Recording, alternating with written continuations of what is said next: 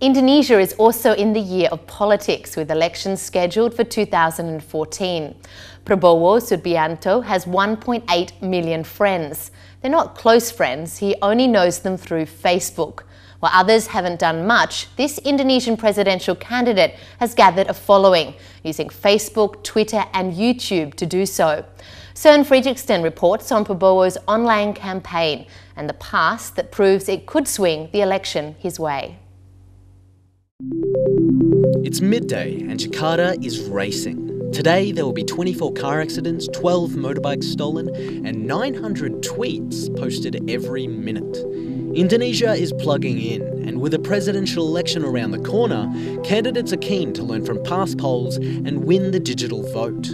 Ada suatu perubahan paradigma, ya, menurut saya suatu bisa dikatakan revolusi, ya. Apa revolusi itu? Revolusi itu adalah revolusi informatika. Prabowo Subianto, the head of the Greater Indonesia or Gerinda Party, is one candidate keener than most. His Facebook and Twitter followings are rapidly growing, both far outstripping those of his major opponents. And Prabowo says he is listening.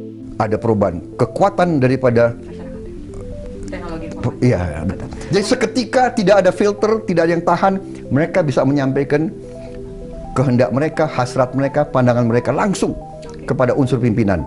Akhirnya saya kumpulkan tokoh-tokoh Gerindra, saya bilang kita harus rubah. While his opponents count their online supporters in thousands, Prabowo, once a leading figure in the Suharto regime, counts his in millions. But some question if this is really something to boast about. Yang dilakukan politisi Indonesia seringkali tidak masuk akal. Mereka kebanyakan uang aja, jadi segala dicoba. Wimar Witola is a writer, activist and former presidential spokesman. He compares Prabowo's online presence with that of Jakarta's new governor, Joko Widodo. Kalau Jokowi betul menggunakan Twitter dan Facebook, tapi kalau Prabowo masih menggunakan sosial media gaya lama dengan asumsi gaya lama juga, yaitu suatu presumption, suatu anggapan awal bahwa dia benar. Pelawak lebih populer daripada pendeta, maaf kepada pendeta, tapi kenyataannya orang lebih respond to humor daripada kepada self-serving statements. Jadi yang dilakukan Prabowo itu tidak berguna. Likely effective or not, there are compelling reasons for candidates like Prabowo to try the internet anyway. In 2012, 55 million Indonesians were online. Some predict that number will reach more than 80 million by 2014, connecting a third of the country's population. Most are young, and with half of the country's population under 30, the young are an important group to reach. And the way to reach them is social media. Indonesia is already the fourth largest country on Facebook and one of the most talkative on Twitter. There's also one obvious example of online support boosting a campaign's momentum. It's about where I'm standing that last year formed a focal point when thousands joined a flash mob in support of a candidate for Jakarta's governorship, Joko Widodo. Joko, or Jokowi, won his election with broad support, but had particular success among the young. Martin Anugrah, a creative director at Cameo Productions, helped film the event and remembers the campaign. Karena saat itu hanya tinggal 2 kandidat dan yang satunya kita udah hopeless. Ada satu kandidat yaitu Jokowi, itu yang sesuatu yang menawarkan sesuatu yang berbeda yang kita lihat. Kayaknya boleh untuk kita bukan support secara langsung, tapi kita hanya ingin menunjukkan kepada orang yang nonton kalau kita suka sama this guy, kita suka sama orang ini. Cuma seperti itu sih.